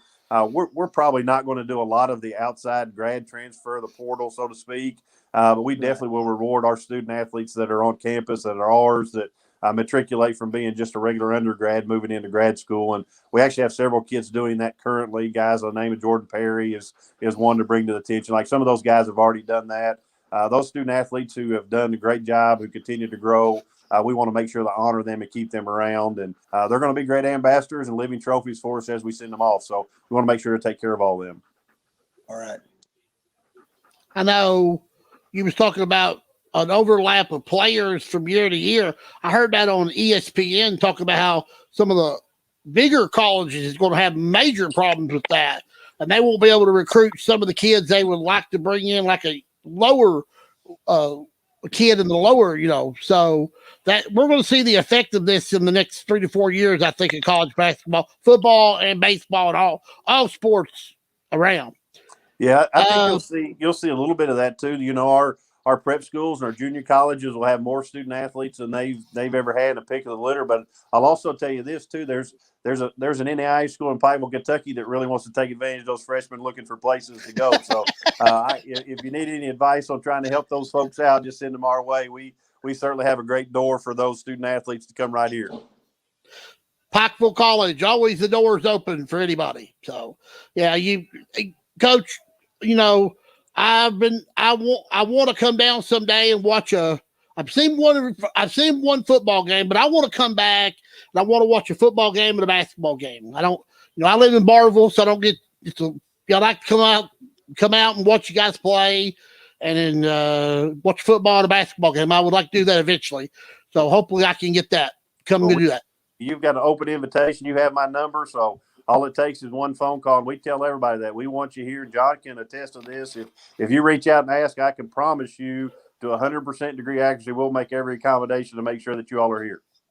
Absolutely. Go ahead, John. No, I was just backing him up. He's they've always been great. Everybody over there, man. They're tremendous people over at Pikeville. Yep. Yeah, I know they are. There's some great people over there, and it starts at the top with Mr. Kelly Wells. Coach, I still call you Coach. Would you come back again? I'd love to have you back next year sometime. All you've got to do is text me. I'd be thrilled to. And these kind of things are awesome for me. I enjoy this part of it. I do miss all of these opportunities to talk with my colleagues and my friends. So feel free to reach out. And anytime I'm not talking about retention and budgets and those kind of things, this is a good day. So reach out to me anytime. I'd be thrilled to be with you. One other thing I was going to mention to you, you're going to be a part of a award ceremony on the 25th in Hazard. Is that right? That's correct. I look forward to it, and I consider Hazard just home as I do Pikeville, and I travel around just about anywhere that anybody wants me to come speak and have an opportunity to impact others. And one of my favorite things to do is to try to add value to other people. So if I get a chance to get out and try to do some things, whether it be with teams or coaching or speaking, I want to do that. But certainly, yeah, I'm looking forward to that, and hopefully that'll be a great time for all. Yep, that's supposed to be the 14th Region Awards Night, sponsored by Wille. And I know they couldn't have picked anybody else better to be their speaker. Coach, good luck to you and your school. We'll get back with you when we have our second season, and I'll holler at you down the road. Anytime, CJ. We appreciate you all. And John, you take care, man. And anything I can ever do, all you got to do is reach out. Thank you. I appreciate it. Thank you. Thank you very much, Kelly. Kelly Wells, the athletic director at Pikeville College, has honored to have him on there. As we're going to have Willie Hope on here in about 3 or 4 minutes. Coach, he's a great guy, John. Kelly does a great job, no matter what he's doing. If you've never heard him speak, he is a tremendous speaker. My wife and I, I couldn't even really tell you the year. Maybe this might have been 12, 13 years ago. We were at a Fellowship of Christian Athletes coach spouse event. It was like a weekend thing in Lexington, and he got up and he and his wife spoke and just kind of gave a little bit of their testimony and talked about, Coach Wells' kidney condition and all the stuff that he'd been through even at that point. And it was incredible. Coach he's a quality person, man. He's an incredible person. He is a great speaker. I'm looking forward to that. I know. I mentioned it early in the show when you went on here, but We Elite, again, I'll mention that. That's going to be the 14th Region Awards. It's going to be at the community church there in Hazard, Kentucky. I'm not for sure where that's located. I'm not sure there's some church. It's a community church is what I saw. I'll have more information on it next week. I'll have it wrote down and all the correct directions and stuff. But I noticed it's supposed to be a big event. I know Coach Wells is supposed to be a guest speaker. I know their announcers. I just looked at it, glanced, but Harold being a good friend of ours, I knew I would have mentioned it on the show because I know you'll probably be there, won't you, John? I don't know. They said invitations were coming out, so I don't know. Yes. I know they're going to give out their awards for the players. I know Players of the Year, Coach of the Year, Freshman of the Year. I know the bunch of awards they're going to give out. So it's supposed to be a nice event, and it's put together by Wille, which is Harold Bashir's little thing, and some sponsors. I do not know who's sponsoring, who's helping them sponsor, but I do know they have several sponsors that are helping them. Anything Harold does is going to be well done. I've got full faith in that. Yeah, it'll be a big event too. Looking forward to that as well. I will mention it again next week because that is going to be happening at 6:00 on the 25th. Of course, my final show comes on at 8:00 that night. So once you get out of the church and all the awards have been done, you can tune me in for my season finale show. So it works itself out. It's going to be a great day of sports and stuff like that. We'll have Willie Hope hopefully here in just a few minutes. Coach, I thought your girls' team started to get back on track this year. Thought Coach Goff did a really good job this year. Talk about your girls' team a little bit. I think you said it right. I thought Coach did a really good job. Got the girls back on the floor this year. Got a couple girls back out that didn't play last year. Got them together. Got them playing well at the right time. Win the district. Beat Jackson City solidly after having been played close by Jackson, and then they had lost to Wolfe County twice previously and beat Wolfe in the finals of the district. So he did a tremendous job of getting those girls ready and having them playing their best ball at the right time. And almost did. They had a good effort in the regional tournament game. First half done pretty good, but then they got tired, and I think Letcher not Letcher. Who they play? Howe. They couldn't have an answer for the Howe girl in the middle, and right. But they had a great year, and I think they're going to get better. They had a key injury. A lot of people don't know about it. The first of the season, they've got a little guard, Emily Neese, and she injured her knee first game of the season, and she is an excellent guard, and she's going to be a difference maker for them next year also. So injury, they may have done a lot of injuries. There was a lot of injuries this year we didn't hear about from a lot of teams. Little things you would notice not on the floor because of COVID. Then you'll see, well, what happened to so and so, and then they'll say, well, that person got hurt, and then we didn't know about it because it not much. Because more of the discussion was about COVID-19 and how to keep everybody safe and what we're going to play. So, right. I think a lot of times people just, when they saw people out for whatever reason, they just assumed it was COVID. More times than not, maybe that's what happened with that. I know we talked about too that you talked about how COVID next year, hopefully that there'll be no restrictions. We'll be able to play normal. And, that's going to take some adjustment because you go from mask, safety to some normal, but you're still going to have to be safe and some precautions, ain't you? Yeah, I don't think that aspect of it is really ever going to go away anytime soon. And a lot of it, people have different feelings about it. Obviously, it's a hot button issue for a lot of people, but I think as far as what we're required to do in the public, I think there's always, for at least the next little bit, going to be some sort of restrictions. Now, how large or small, it's going to be a while before we know that probably. As I think about it, John, I think once the mask restriction goes, I think we'll go back to regular people, regular fans. I think they can just say, okay, you can have no restriction of number. They can come in. They just need to be safe doing it.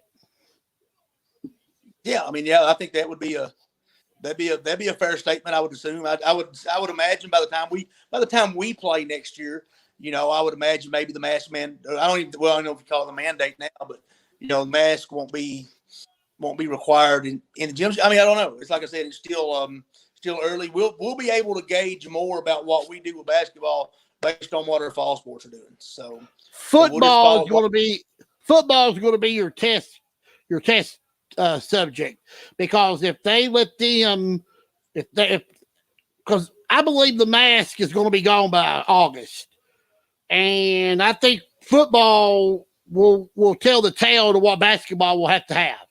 Do you believe that? Oh, but I think also volleyball, because volleyball is an indoor sport, like basketball is. Volleyball, yes. Football, from a crowd size standpoint, I think we'll be looking at football. But I think from a practicality standpoint, as far as what you do inside a building, I think we'll probably be looking more closely at volleyball, I'd imagine. Yeah, that's a good. Yeah, I forgot about volleyball. Volleyball, yeah, I had forgot about volleyball. Yeah, because it's an indoor sport. But you know what? Considering all the circumstances this year, I think it was a better season. We had a lot of games canceled with COVID. We also had a lot of games played because the coaches and their teams did a great job of not getting COVID. Yeah, I mean, I said earlier, at one point when we were first starting this thing, we came out October 26th, maybe we were allowed to practice, but we automatically got shut down the 29th. We had a positive case on the 29th. We were shut down for 2 weeks. By the time we come out of those 2 weeks, the whole thing was shut down until December 12th or whatever it was. And I think at that point, I thought, I don't even know if this is going to happen. And if it does happen, are we going to get 5 games, 10 games, 15 if we're lucky? So, we were, and like you said earlier, it took a lot of work from a lot of people from KHSAA, from school administrations, and, the health department. I don't think people realize how much work these health departments put into this thing. Those people I know in Breathitt County, in Perry County, where I live and where I work, those folks are, they're swamped with this stuff. And I don't think they get enough credit sometimes for the amount of work they've done with all this stuff. So it took a lot of work from a lot of people, but I was really pleased that we got to have what we got. I noticed we're getting a lot of people vaccinated, and that's great, but we need to get more. And I think now that we're getting the amount of the shots out there, the places you could go get a shot, it's time, we need everybody to help to promote this. And, go get your COVID shot, because the more you get COVID shot, the more we can go back to normal. And we keep hearing that word normal, but do we really understand what normal is going to be? Talk about that a little bit. Because I don't know what it's going to be. Well, that's a big question. I don't know. I mean, normal. Who knows what normal is going to look like? I think normal. I think this day and age with social media and the political division in the country, I think normal is going to be relative to your political views. Maybe I don't know. I mean, it's as crazy as everything is now. There's so much information out there, and who knows what to believe and what not to believe anymore, hardly. I think normal, I think that's just something that you have to sit down with your family and evaluate your values and your beliefs and what you feel about people in general and make those decisions for yourself. And it's, it's easier said than done, of course. But, who knows what normal is going to look like. I wish I had a clear cut answer for that, but I just sitting here right now today, I don't know. Yeah. Let's give it the phone number, 1-346-314-0906. Give us a phone call. We want to hear from you. We're supposed to hear from Willie Hope, but he might have got busy. I didn't check with him. I've been looking at my messenger. Did leave him a thumbs up, see if he's going to come on. Usually if he's not here, but now probably not going to come on. Right. If situation, if I, maybe I'll have to, especially want him on here before one of the final 2 shows, because, Willie's a good person, and I appreciate him doing everything he's done for me to be here every week, him or Camille and Tommy, when Tommy was still there. So hopefully we may still get him before the show's over. But right now, I haven't heard from him. So we'll continue on. Want to remind everybody, too, next week, I can already tell you my co-host is going to be John Bentley from the Engineers of Estill County. It's going to be exciting. That'll be a fun show. Going to have sort of an Alice Lloyd look next week. I'm going to tell you more about it at the end of the show. Let's go over the state tournament a little bit, John. No, we haven't talked about it, boys and girls. Let's talk boys and we'll talk girls. Okay, great. Did you not think the boys tournament was probably the most lopsided tournament you've ever seen? I don't think we've seen a game with the 15 points. Yeah, the scores that I saw, just the vast majority of games that really weren't close on the final score. It seemed like it was a little more than usual. It really did. I thought that was kind of odd myself. Well, look at some of these scores. Knott County 80. E-Town 87. Knott County 59. Sheldon Clark 54. Here's a close game. That might have been one of the few very close ones. George Rogers Clark 54. Alden County 47. Then Madison Central actually played pretty good, but Ballard beat them 70-61. Then here's another blowout, 85-57. Then 70-56. We're making our point. I don't think the field was as strong. You didn't have that really dominant team that everybody was afraid of. If you could just make the finals, you got a chance to win it. Anybody. Right. Because we saw absolutely. Highlands was when they rated the 16 teams, Highlands was like the 8th rated team coming into the tournament. We saw Highlands play a couple of years ago at a tournament in Florida, and when Sam Benson was a sophomore. And I really liked. I actually got to know Coach Listerman down there a little bit. We were in the same hotel, and they were really solid. You could tell that they had a system in place and they knew how to play. And even as Benson was a sophomore then, but you could kind of tell that he was a pretty special player. So them winning, especially when I saw the draw. When I saw the draw, I thought, this Highlands could possibly get there. Did I know they could win? No. We don't know. I don't ever really know anything, to be honest with you. But I liked the draw for them, and I knew what kind of team they had. Coach Listerman, Coach Kevin Listerman, a lot of people may know this, but his dad is Mike Listerman. And he had a brother. He has a brother that's been coached. I can't think of the brother's name now, but Mike Listerman is a legend in Northern Kentucky and in Kentucky in general as a coach. Had a lot of success. He coached Kentucky Indiana All-Star teams a few years. Great coach, and his son is no different. He is a solid basketball coach. A really good guy. Yeah, I told John that John Henson, when we was talking with him before you had to leave us because you're still on the road, that I thought Highlands did a really good job of flipping the script in the championship game. E-Town had beaten everybody with the 3-point shot, and Highlands had beaten everybody with the dribble drive, take it to the basket. But they flipped the whole script of the championship game when Highlands come out and hit 9 threes in the first half. I don't think E-Town even knew what to do. It's hard to, and I'll apologize. I didn't get to see that game. My family, I had been actually in Northern Indiana for a funeral, and we were actually on the way home. And I was just trying to keep up with scores online, so I didn't really get to see the game itself. I just saw the stats and saw that Highlands did shoot it well. And I've not really even talked to anybody about the game, to be honest. Highlands, or not Highlands, but E-Town, from what I understand, they're pretty aggressive defensively, aren't they? What did you think about what did E-Town try to do defensively? They guarded a man. But it was just a good job of spreading the floor, Highlands. Right. They didn't use much picks or anything. They just was wide open. They were burying them from all sides. One right side, left side. They were burying them in the corner. I think the biggest three was when E-Town cut it to 4, and they hit back-to-back threes, and they made it a 12-point game. And then from that point on, E-Town gave up. They didn't know what to do. They had no answer. It was like they were shell shocked. Right.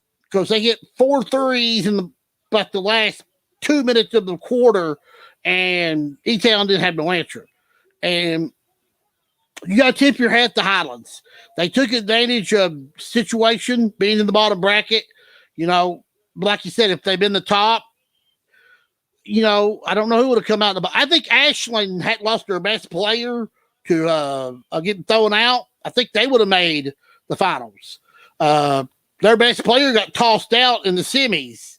And one other game, I thought Paintsville deserved to win, but I don't know what happened in the second half because they played one of the best first halves I've ever seen. But second half, they just didn't do anything. Could rebound, could hit a shot. Then Boyle County took advantage of them in the paint. And, you know, what do you think about that?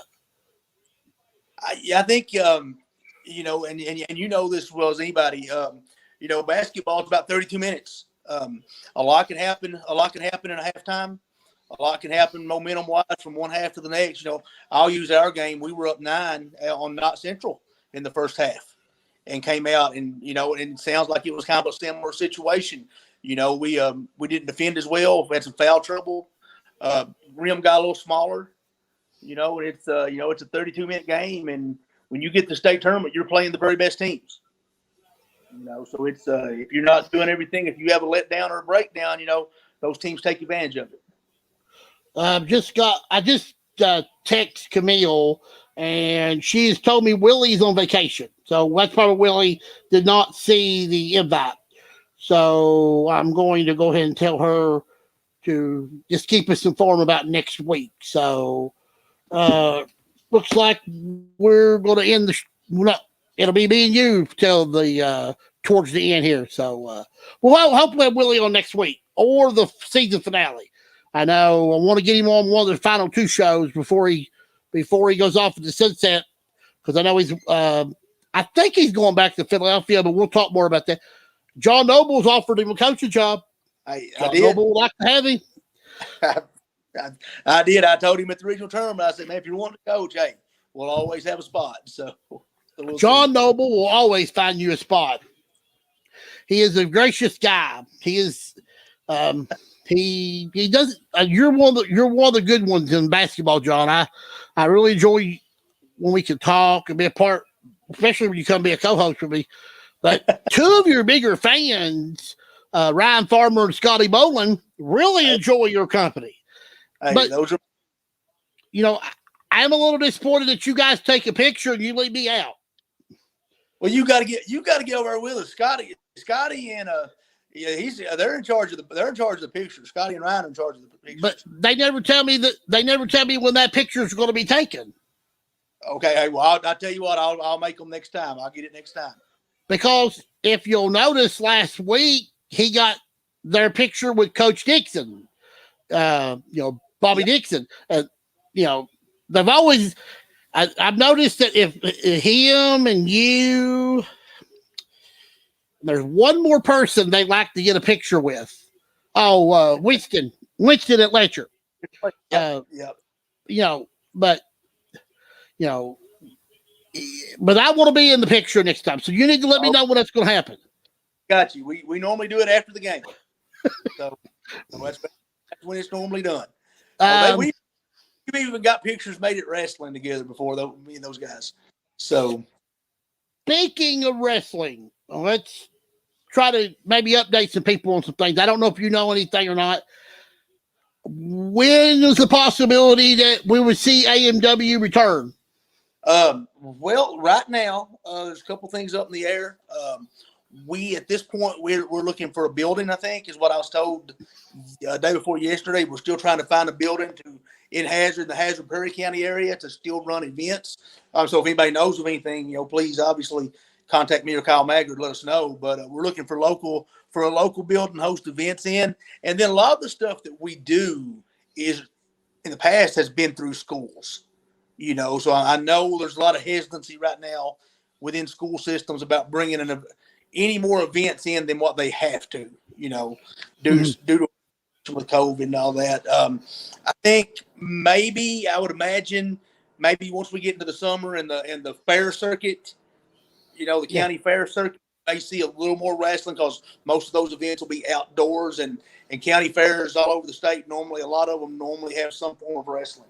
So maybe if it starts picking up then, maybe we'll start seeing it back in the buildings a little bit. Once it's back in the buildings, maybe we'll see it in the schools again, and hopefully, we get something rolling. But as far as AMW itself right now with the TV tapings and things like that, we really need a local venue that we can work in and run shows in, run events in on a regular basis, and we just haven't been able to find that yet. Is the old A.B. Combs Elementary School? Could you use that school? Well, that's a school. That's a school district building. Oh, okay. All right. Right now, and again, I don't know all the ins and outs of the business aspect of it because I'm not. I work for them. I wrestle for them, but other than that, I don't have a lot to do with the business end of it. But just from what I know is there's not been any wrestling in schools anywhere in the state right now. Well, I know I miss it. I can't wait till you guys come back. And I'm really looking forward to you guys come back because I know all you wrestlers are waiting to come back. I know there's one organization that has come back in the past week or two. That's they've been wrestling out down in Somerset. Yeah. KE is it KZ? K-Zone Wrestling. Okay, yeah, KZW. Yeah, they've. I don't know exactly where they're running their events at. I'm not sure, but yeah, they were at the Shopville Elementary School. Okay, is that still an actual school or is that just a building? Because I'm thinking, John, it's just a building. I think I've been in that. I've wrestled in that building a few times, and I don't think it's a school district ran building. Yeah, but I could be wrong. I don't know, but there's I don't think there's anybody east of 70. Let's see, east of 64 or south of 75 that's doing anything right now in Kentucky. Yeah. Well, I can't wait till it comes back. I know WrestleMania I watched last night, and I haven't got to watch tonight. I will hopefully get to watch the main event. But I'd rather spend quality time with John Noble. But I can always watch the replay of tonight's wrestling, catch up later. But I have missed it because I enjoy watching you guys perform because I think it's a great entertainment and it's fun. And I just missed it, and I can't wait till you come back.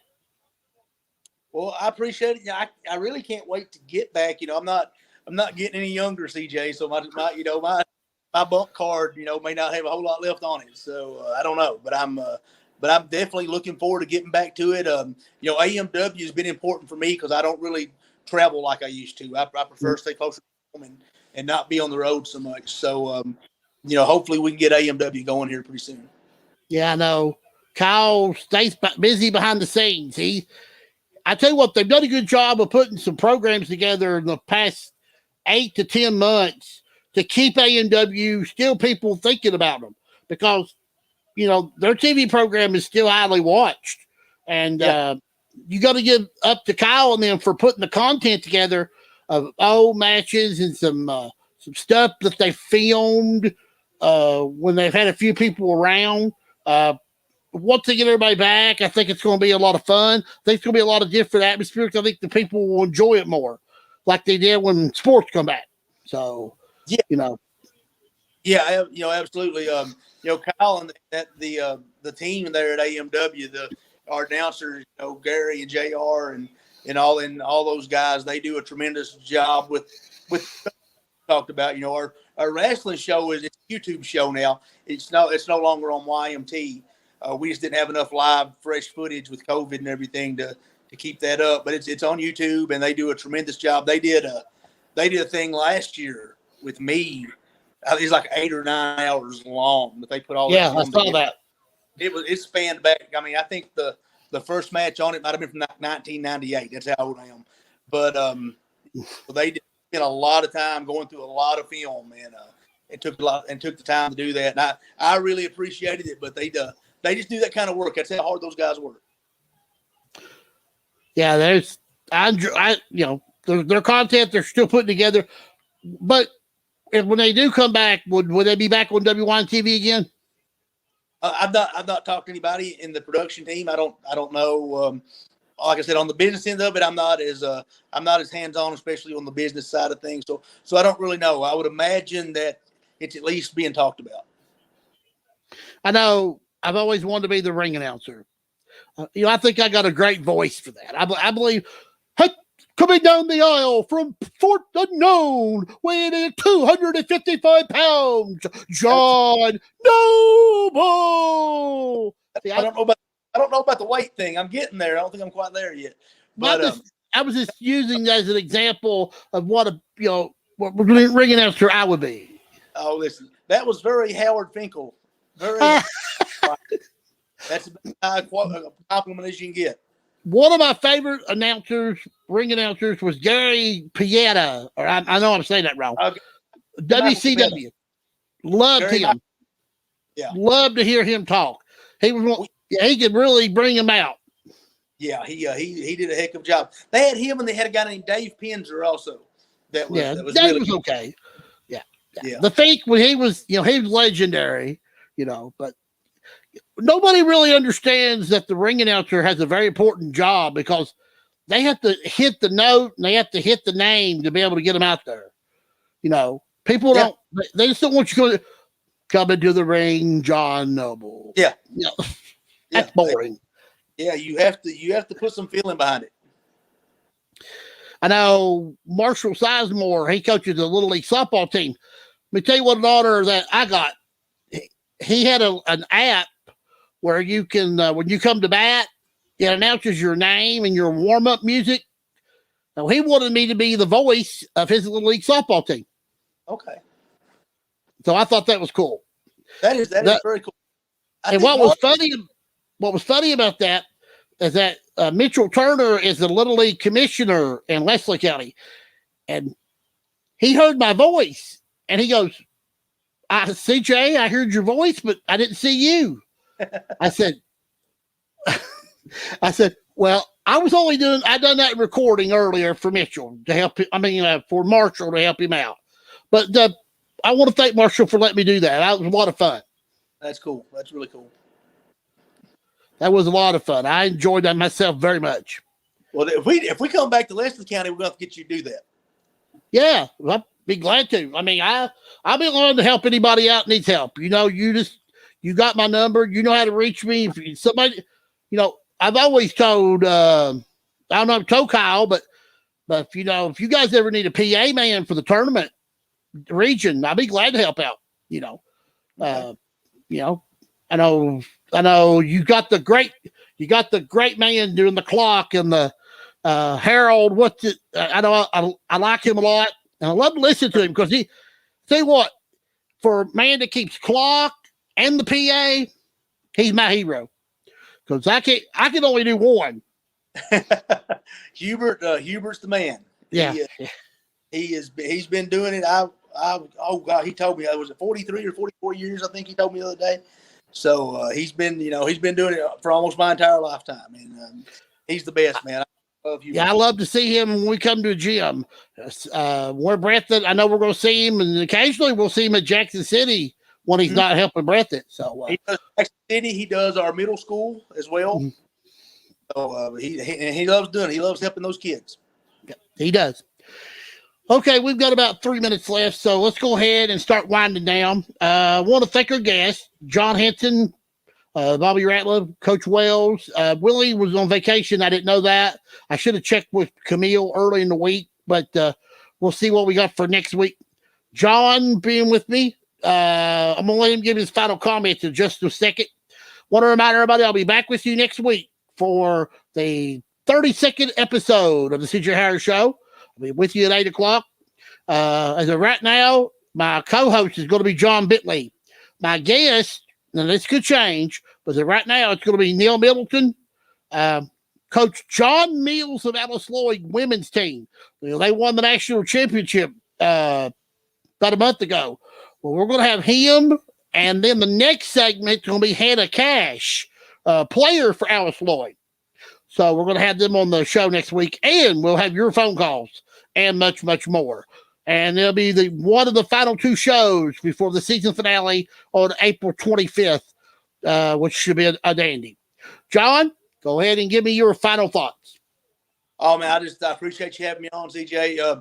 Looking forward to next week's show, man. I really, we had UPAC on the night. You go see Alice Floyd next week. I'm glad to see our local colleges getting some publicity, man. Those guys work hard over there. I've known Coach Mills for a number of years. Known Coach Cornett, boys coach, basketball and baseball coach for a number of years. And Alice Lloyd over there, right in the heart of Eastern Kentucky. Winning a lot of games with Eastern Kentucky kids, and I think it's good for our community to see those colleges out here, like you had UPAC tonight and you got Alice Lloyd next week. I'm excited for that. And, man, I appreciate everything you do, man. You're doing a good job and, promoting these kids, promoting these programs, getting these coaches on, letting them ramble like I do sometimes. We appreciate Love that. It. And, wouldn't have it any other way. Well, I enjoy it. I appreciate it. Well, don't leave me yet, John. Wait till we're done. We'll get off the air. But I want you to come back next year, next season. I want you back on the seat. Come back, and we'll have you on again, and we'll do this. We'll do it again. I want to remind everybody again, I'll be back with you next Sunday night at 8 o'clock. As I always end the show, this is with the great words of Joe Nuxall. This is CJ Howard running third and heading for home. Good night, everybody. God bless, and I'll see you next Sunday night at 8 o'clock.